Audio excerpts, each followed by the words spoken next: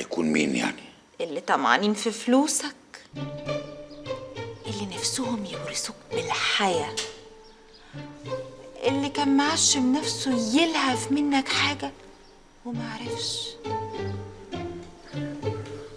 ما انا اللي هيخلي عقلي يشت ان مين ده اللي يستجري انه يخطفني او يهوب ناحيتي الا اذا كان قلبه ميت. الحكاية مش صعبة قوي ان انت تخطف حد في الزمن ده، تدفع تعمل كل اللي انت عايزه. ما انا عشان كده فكرت في ايجاد الزفت ده الوحيد اللي مستعد يدفع عمره علشان يأذيني.